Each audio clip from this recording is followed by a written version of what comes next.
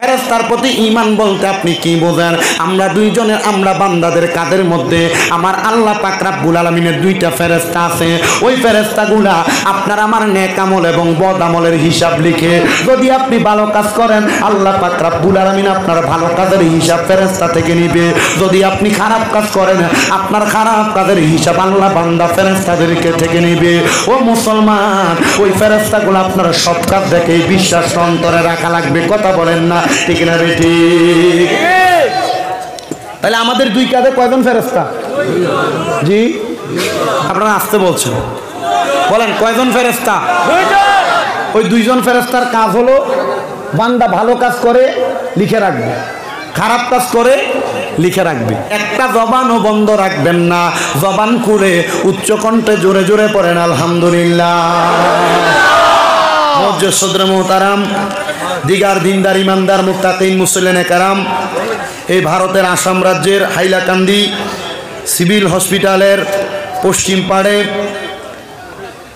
Town 10 নং word Kanchanpur রোডের গাংপার জামে মসজিদের নিকটে এই ওয়াজ ও দোয়ার মাহফিলের যিনি সম্মানিত সভাপতি জনাব মোহাম্মদ আনোয়ার হোসেন লস্কর সাহেব চুনু, সম্মানিত মুখ্য অতিথি আলহাজ হজরত মাওলানা কারি আলী আহমদ সাহেব হোজাই, সম্মানিত অতিথি হজরত মাওলানা শাহিদ আহমদ সাহেব, হজরত মাওলানা কারি নজরুল ইসলাম সাহেব রাতাবাড়ি নিজামিয়া মাদ্রাসা, হজরত মাওলানা আব্দুল কাদির সাহেব, বিশেষ করে ওয়াজ কমিটির সভাপতি জনাব মোহাম্মদ জাকির হোসেন লস্কর সাহেব। জাকির ভাই না? আচ্ছা, অনেক কষ্ট করছেন আমাকে অনেকবার। আমি কিন্তু একটার বেশি দুইটা মাহফিল, কারণ যেহেতু এক দেশ থেকে আরেক দেশ আসছি, কষ্ট করে মাহফিলগুলো নিতে চাই না। বলছো হুজুর, আমি বলছি মাগরিবের পরে হবে কিনা, বলছো হবে হুজুর মাগরিবের পরে। অনেক যোগাযোগ করছেন। আমি শুধু রেল লাইন দুইটা পার হইতে হইতে আমার কল দিছে মনে 7টা না 8টা। বুঝছেন তো কতটুকু কষ্ট করে আনছে। আল্লাহ যেন আমার ভাইকে কবুল করে ধরে পড়ে না, আমিন। সম্মানিত সম্পাদক মোহাম্মদ আফিফ আহমেদ লস্কর সাহেব সহ মাহফিল ইন্তেজামিয়া কমিটি, ডাইনে বামের সামনে বসে থাকা দাড়িপাকা মুরব্বী বাবারা, যুবক নজওয়ান ভাইয়েরা, ছোট ছোট মাসুম বাচ্চারা, পর্দার অন্তরালে আছেন আমার অবলা সরলা মা ও বোনেরা, সবার প্রতি আমার আবারও আন্তরিক সালাম। আসসালামু আলাইকুম ওয়া রাহমাতুল্লাহি ওয়া বারাকাতুহু। আপনারা বলেন, এই গাংপাড়ের জমিনে জান্নাতের বাগান মাহফিল হয়েছে, আপনারা খুশি না বেজার? দেখি একটু ডান হাত তুলে দেখান তো কারা কারা বেজার। আল্লাহ, দেখি লবিতা করছে, বেজাননি হয়েছে আপনাকে সবাই বেজাননি, তুমিও ইয়া আল্লাহ আল্লাহ আল্লাহ। আপনারা বলেন বেড়া লাগাচ্ছিলেন নাকি? ইয়া আল্লাহ, আসলে খুশি না বেজার? ধরে কন্যা খুশি না বেজার? বেজার শুধু একজন, তিনি হলো মিস্টার ইবলিস, বড় শয়তান, বড় শয়তান। এটার আল্লাহ অভিশপ্ত করছে। ইবলিস আল্লাহর কাছে বলছে, আল্লাহ আমার আপনি 2টা ক্ষমতা দেন। কয়টা ক্ষমতা? বলেন না কয়টা? আল্লাহ বলছে কি ক্ষমতা? আল্লাহ 1 নাম্বার ক্ষমতা, আমাকে আপনি কিয়ামত পর্যন্ত হায়াত দেন। কখন পর্যন্ত? আর 2 নাম্বার ক্ষমতা, আপনার বান্দার রোগের একবার রোগের রেশায় রেশায় ঢুকার মতো ক্ষমতা আমার দেন। বলে কেন? আল্লাহ আপনার বান্দা চাইবো ইবাদত করতে, আমি চাইবো ওদেরকে পথভ্রষ্ট করতে। আল্লাহ বলছে যা 2 ক্ষমতা দিলাম, তবে এই বান্দা পথভ্রষ্ট হওয়ার পরে যদি আমি আল্লাহর কাছে, আমি আল্লাহর বাণী লা তাকুনা তুমি রাহমাতিল্লাহ ইন্নাল্লাহা ইয়াগফিরুয যুনুবা জামিআর অন্তর্ভুক্ত হইয়া আমি আল্লাহর কাছে রহমত পাওয়ার আশায় ক্ষমা প্রার্থনা করে আমি আল্লাহ বান্দাকে মাফ করে দিব। শয়তান বলছে ঠিক আছে আল্লাহ, চ্যালেঞ্জ গ্রহণ করলাম। এবার শয়তান আমাদেরকে প্রবঞ্চনা দিতে চায়। আপনারা বলেন সবার কথা একদিকে আর আমাদের কথা আল্লাহর দিকে। আপনারা বলেন তাহলে আমরা খুশি না বেজার? এবার এই হাত দেওয়া যাবে না, দিকে দাঁড়ায় থাকলে এখান থেকে ওয়াজ শুনতে হবে। হ্যাঁ, আপনারা তাহলে আবার সবাই খুশি? দেখি যারা যারা খুশি আবার ডান হাত তোলে। ভাই সাহেব সবাই হাত তোলে না? সবাই খুশি? সবাই খুশি?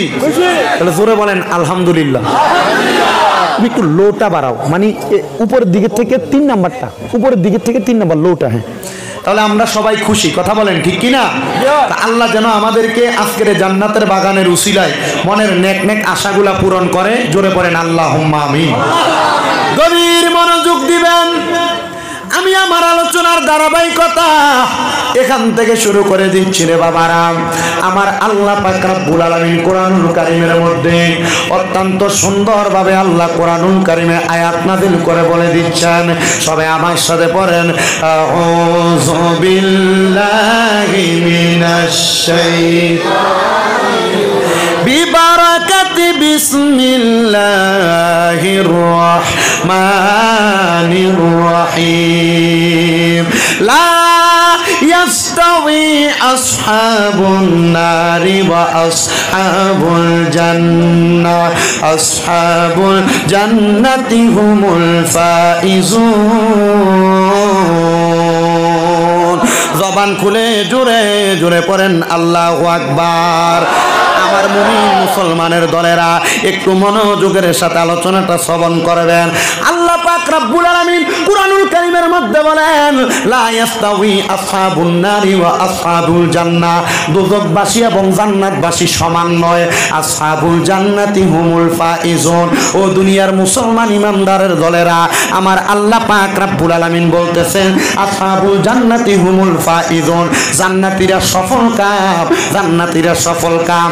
এবার আপনারা বলেন আমরা সবাই জান্নাতি বান্দা হইতে চাই কি চাই না? এ ভাই সাহেব, এই স্পিকারের সামনে থেকে সরো। জান্নাতি বান্দা হইতে চাই কি চাই না? মোহাব্বতের আওয়াজে বলেন না চাই কি চাই না? আল্লাহর হাবিব সাল্লাল্লাহু আলাইহি ওয়াসাল্লাম নবীজির সাহাবায়ে কেরাম প্রশ্ন করে, ইয়া রাসূলুল্লাহ, নবী গো, ও দয়ার নবী, মায়ার নবী, যে আপনার কাছে আমরা জানতে চাই জান্নাতি বান্দা, ওই জান্নাতি বান্দা হওয়ার জন্য কি কি করা লাগবে? আমার নবী বলেন দুইটা জিনিস করা লাগবে, মাল ঈমান ওয়াল আমাল।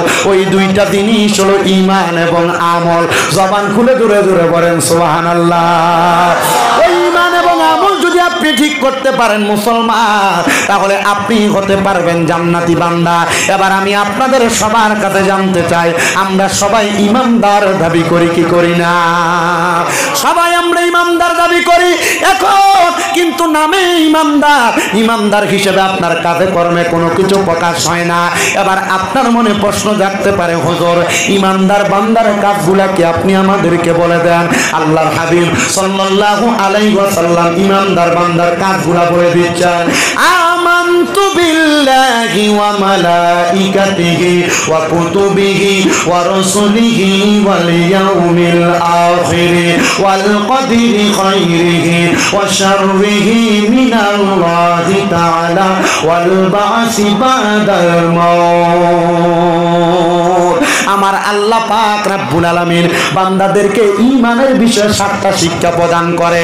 ও মুসলমান, তোমাকে যদি কোনো সনাতন ধর্মের ভাই, তোমাকে যদি কোনো হিন্দু ধর্মের ভাই এসে প্রশ্ন করে, এ মুসলমান তুমি তো ঈমানদার, তুমি বলো তুমি কোন কোন বিষয়ের প্রতি ঈমান এনেছো, কিন্তু তোমার জবানটা বোবার মতো হয়ে যাবে। আলেম ছাড়া এই বিষয়গুলা সবাই কিন্তু উত্তর দিতে পারবে না। এবার আপনারা বলেন আল্লাহর নবী ঈমানের কয়টা বিষয় শিক্ষা দিয়েছেন আমাদেরকে? ঈমানের 7টা বিষয় আমাদেরকে শিক্ষা দিয়েছেন। ইয়া রাসূলুল্লাহ, নবী গো,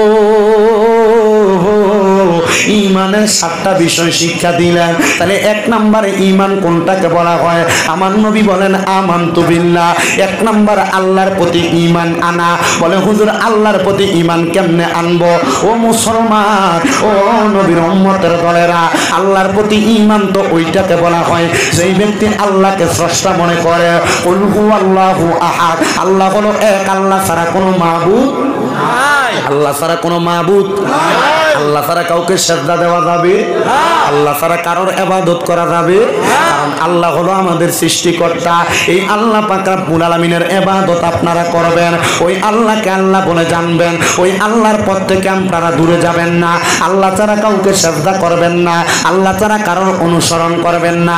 ও মুসলমান, এবার আপনার মনে প্রশ্ন, হুজুর আমরা তো হুজুরদের অনুসরণ করি, আমাদের আশেপাশে অনেক আলেম ওলামা থাকে, আমরা তো তাদের অনুসরণ করি। ও নবীর উম্মতের দলেরা, তাদের অনুসরণ করার কথা আমার আল্লাহ পাক রব্বুল আলামিন নিজেই বলেছেন। এই আলেমদের অনুসরণ করা, হক্কানি রব্বানি পীর মাশায়েখদের অনুসরণ করা, এটা স্বয়ং আল্লাহ পাকের অনুসরণ করার মতো। জোরে বলেন না সুবহানাল্লাহ। মুমিন মুসলমানের দল, ও নবীর উম্মতের দল। এবার আল্লাহর কথা পাইলেন। 2 নাম্বার হইল ওয়া মালাইকাতিহি, আল্লাহর রহমতের ফেরেশতার প্রতি ঈমান আনা। ফেরেশতার প্রতি ঈমান বলতে আপনি কি বোঝেন? আমরা দুইজনের, আমরা বান্দাদের কাদের মধ্যে আমার আল্লাহ পাক রব্বুল আলামিনের 2টা ফেরেশতা আছে। ওই ফেরেশতাগুলা আপনার আমার নেক আমল এবং বদ আমলের হিসাব লিখে, যদি আপনি ভালো কাজ করেন আল্লাহ পাক রব্বুল আলামিন আপনার ভালো কাজের হিসাব ফেরেশতা থেকে নিবে। যদি আপনি খারাপ কাজ করেন আপনার খারাপ কাজের হিসাব আল্লাহ বান্দা ফেরেশতাদেরকে থেকে নিবে। ও মুসলমান, ওই ফেরেশতাগুলো আপনার সব কাজ দেখে বিশ্বাস অন্তরে রাখা লাগবে। কথা বলেন না ঠিক না রে? ঠিক। তাহলে আমাদের 2 কাজে কয়জন ফেরেশতা? জি, আপনারা আসতে বলছেন, বলেন কয়জন ফেরেশতা? ওই 2 জন ফেরেশতার কাজ হলো বান্দা ভালো কাজ করে লিখে রাখবে, খারাপ কাজ করে লিখে রাখবে, আর এগুলার হিসাব কার কাছে? আল্লাহর কাছে দিবেন। আচ্ছা বাবা, আমরা যে দুনিয়াতে নামাজ পড়ি না, এগুলার হিসাব ফেরেশতা লেখে কিনা? উনি বলছেন নিশ্চয় লেখে। আপনাদের উত্তর কি? সবাই কথা বলে না। অনেকে চিন্তা করতেছে হুজুর বইলে তো আমি নিজে ধরা খাবো, কারণ আমি মাগরিবের নামাজই পড়ি না। কথা বলে না কেন? আমি তো আসছি মোটামুটি 5 মিনিট 7 মিনিট আগে। আমি আইসা আমাকে আমার ভাই জাকির ভাই টান দিয়ে এখানে আনতে লাগছিল। আমি বলছি ভাই আগে নামাজটা পড়ি, কারণ আমি যদি নামাজটা না পড়ি আমি আপনাদের কি বুঝাবো? আমার এই কথা তাসির হবে না। হবে? আপনারা আস্তে কথা বলেন, তাসির হবে? তাহলে আমাদের 2 কান্দে 2 জন ফেরেশতা আছে না নাই?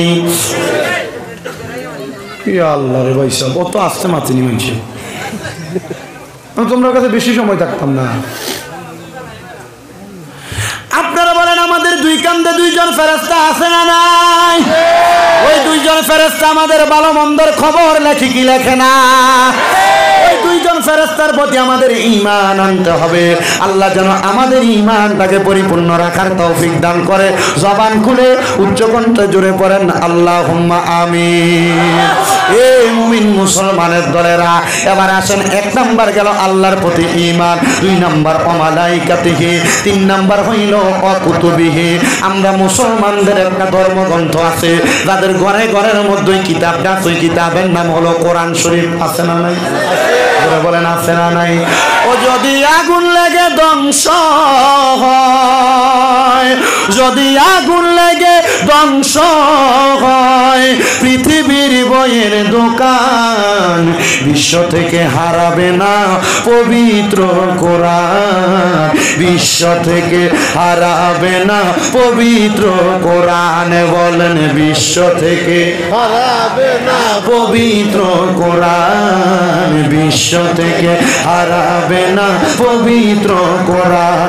যদি আগুন লেগে ধ্বংস হয়, আগুন লেগে ধ্বংস হয়, পৃথিবীর বইয়ের দোকান বিশ্ব থেকে হারাবে না পবিত্র কোরআন। বিশ্ব থেকে হারাবে না পবিত্র কোরআন। কি করে পূর্বে কোরআন আগুনের তেজ? কারণ বিশ্ব জুড়ে আছে বহু কোরআনে হাফেজ।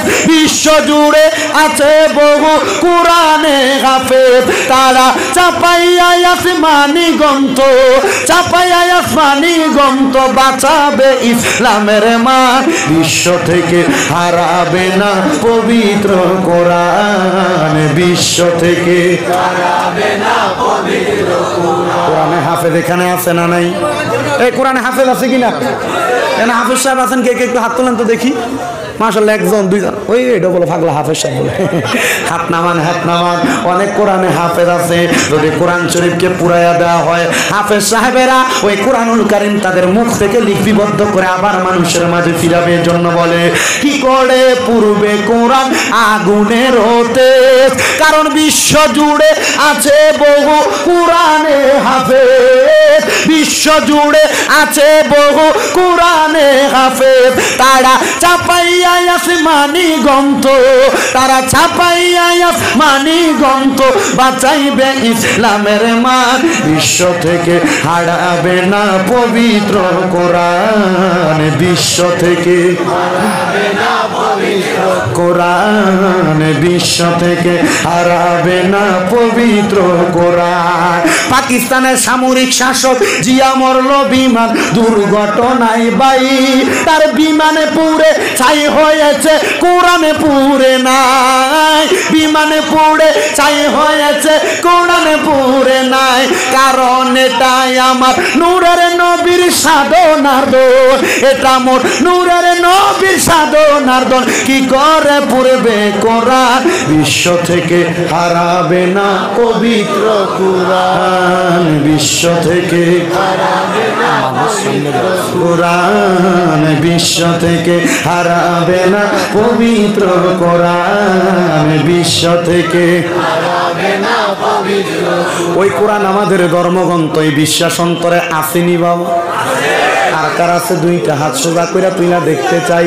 এই দুইটা হাতকে মদিনার নবীর রঙের পতাকা বান্নার পড়েন আল কোরআন, আল কোরআন, আল কোরআন, আল কোরআন, আল কোরআন, আল কোরআন, আল কোরআন, আল কোরআন, বিশ্ব থেকে হারাবে না পবিত্র কোরআন। বলো বিশ্ব থেকে হারাবে না পবিত্র কোরআন, বিশ্ব থেকে হারাবে না পবিত্র কোরআন, বিশ্ব থেকে হারাবে না পবিত্র কোরআন। এবার আপনারা বলেন ওই কোরআনের ভিতরে মানব জাতির সংবিধান সহ সকল কিছু আছে না নাই? ওই কোরআনের প্রতি ঈমানটাকে আপনাকে আমাকে পরিপূর্ণ করা লাগবে। আর 4 নাম্বার হইল ঈমানের কথা বলতেছি। আমার মাহফিল কমিটির ভাইরা বলেছে ঈমান এবং আমলের ব্যাপারে কথা বলার জন্য। তাহলে আমরা পাইলাম 3টা বিষয়ের প্রতি ঈমান। 1 নাম্বার আল্লাহর প্রতি, 2 নাম্বার আল্লাহর ফেরেশতার প্রতি, 3 নাম্বার আল্লাহর কিতাবের প্রতি। শুধু কোরআনকে বিশ্বাস করলে চলবে না। এই কোরআন আল্লাহ দুনিয়াতে পাঠানোর আগে আরো 3খানা সহ মোট 104খানা কিতাব আল্লাহ দুনিয়াতে পাঠাইছে। তাওরাত কিতাব, জাবুর কিতাব, ইনজিল কিতাব, তারপরে কোরআন শরীফ, আর 100 সহিফা আল্লাহ দুনিয়াতে পাঠাইছেন। ওই সবগুলা কিতাবকে আপনাকে আমাকে বিশ্বাস করা লাগবে। কারণ কেন জানো? এই কিতাবগুলা আমার আল্লাহ পাক আল্লাহ রাসূলদের মাধ্যমে পাঠাইছে। আল্লাহ নিজেই ঘোষণা করতেছেন হুয়াল্লাযী আরসালা রাসূলাহু, সুবহানাল্লাহ বলবেন, হুয়াল্লাযী আরসালা রাসূলাহু বিল হুদা ওয়া দীনিল হাক্কি লিইয়ুযহিরাহু আলাদ দীনি কুল্লিহি ওয়ালাউ কারিহাল মুশরিকুন। আল্লাহ পাক রব্বুল আলামিন আমার নবীর মাধ্যমে সত্য ধর্ম এবং কিছু কিতাব পাঠাইছেন হেদায়েতের বাণী দিয়া। ওই হেদায়েতের বাণী আপনি আমি যদি মানতে পারি, এগুলার নাম হলো আমল। হেদায়েতের বাণীগুলাকে গ্রহণ করে জীবনে বাস্তবায়ন করতে পারলে এগুলা হইল আমল। তাহলে আমরা পাইলাম 4 নাম্বার আল্লাহ, 3 নাম্বার আল্লাহর কিতাবের প্রতি ঈমান আনা, আর 4 নাম্বার ওয়া রাসূলিহি, রাসূলের প্রতি ঈমান আনয়ন করা। মুসলমানের দল রসুলের প্রতি ঈমান আনয়ন করাটাকে আপনি কি বুঝেন? আমার রসুল দুনিয়াতে জানিয়ে এসেছেন, হুজুর রসুল কি নিয়ে এসেছেন? রসুল দুনিয়াতে আগমন করেছেন নবুয়তের বাণী নিয়া, রসুল দুনিয়াতে আগমন করেছেন কোরআন নিয়া, রসুল দুনিয়াতে আগমন করেছেন সত্য ধর্ম নিয়া। আর আমরা মুসলমানরা দাবি করি আমরা যেই ধর্মের উপর আছি ওই ধর্ম ইসলাম ধর্ম, ওই ধর্মটা সত্য ধর্ম, ওই ধর্মটা সত্য ধর্ম, ওই ধর্মটা সত্য ধর্ম। এই ধর্মের উপর কোন ধর্ম হইতে পারে না। কথা বলেন ঠিক কিনা? অন্য ধর্ম থাকতে পারে, তাদের ধর্ম তাদেরকে নিয়ে থাকবে, কিন্তু একটা কথা মনে রাখবেন, যেহেতু এই ভারতবর্ষে আপনারা বসবাস করেন, মুসলমানও বাস করে, হিন্দু ভাইয়েরও বাস করে, সনাতন ধর্মাবলম্বী ভাইয়েরও বাস করে, তাদের সঙ্গে কোনোদিন ধর্মান্তর বিষয় নিয়ে দ্বন্দ্ব করবেন না। বলে কেন হুজুর? কারণ আল্লাহর হাবিব আমাদেরকে শিক্ষা দিয়েছেন। নবী আমার বলে আমার কাছে কত ইহুদিরা আসতো, আমি নবী তাদের সঙ্গে দ্বন্দ্ব করতাম না। আমার নবী বলে শোনো রে দুনিয়ার মুসলমান, আমি নবী মসজিদে হারামের মধ্যে নামাজ আদায় করতাম, ইহুদিরা আইসা, অন্য ধর্মের মানুষ আইসা আমার মাথার উপরে পচা ওটের নারী বুড়িগুলা দিয়া দিত, আর আমি নবী তাদের সামনে দিয়া মুস্কি হাসি দিয়ে চলে যাইতাম। ইয়া রাসূলুল্লাহ, আপনি নবী কি তাদেরকে কোনো আঘাত করতেন না? আমার নবী ডাক দিয়া কয় আমি নবী আঘাত করব দূরের কথা, আমি যদি আমার জালালি সাহাবী হযরত ওমর ফারুক রাদিয়াল্লাহু তাআলা আনহুরে বলতাম, আল্লাহর কসম হযরত ওমরের তরবারি থেকে কেউ বাঁচতে পারতো না। কিন্তু আমি নবী এমন কাজ করি নাই রে মুসলমান। নবী গো কেন এমন কাজ করেন নাই? আমার নবী বলে যেই দিন আমি নবীর মাথা মুবারকের উপরে আমি নবীর মাথা মুবারকের উপরে পচা উটের নারী বুড়িগুলা দিয়া দিছে, আমি নবী তাদের চেহারার দিকে তাকে মুস্কি মুস্কি হাসলাম। আমি নবী মুস্কি হাসার পরে তারা 81 জন ইহুদি ছিল, আল্লাহর কসম তারা আমি নবীর সামনে এসে জিজ্ঞাসা করে, গো আব্দুল্লাহর বেটা মুহাম্মদ, আপনি কেন আমাদেরকে একবার আঘাত করলেন না? আপনি কেন আমাদেরকে মারলেন না? উনি ডাক দিয়ে বলে, যদি আমি তোমাদেরকে মারি আমি তো তোমাদের মতোই হয়ে গেলাম। না রে না, কামা তাদিন তুদান, যেমন কর্ম তেমন ফল। তোমরা যদি তোমাদের কর্ম দ্বারা আমাকে আঘাত করতে চাও, আমি নবী আমার কর্ম দ্বারা তোমাকে আঘাত করব না। আমি নবী রহমাতুল লিল আলামিন, আমি নবীকে আমার আল্লাহ জগতের জন্য রহমত বানায়া পাঠাইছে, এই জন্য আমি নবী তোমাদেরকে কোনো আঘাত করি নাই। ইহুদিরা বলে, এমন একজন নবী যাকে আঘাত করলো আমাদেরকে আঘাত করে না। ও নবী, আপনার ধর্ম সত্য ধর্ম, আপনার ধর্মটা হক ধর্ম। এই মুহূর্তে আমরা ইহুদিদেরকে পড়াইয়া দেন লা ইলাহা মুহাম্মাদুর রাসূলুল্লাহ সাল্লাল্লাহু আলাইহি ওয়াসাল্লাম। আল্লাহুম্মা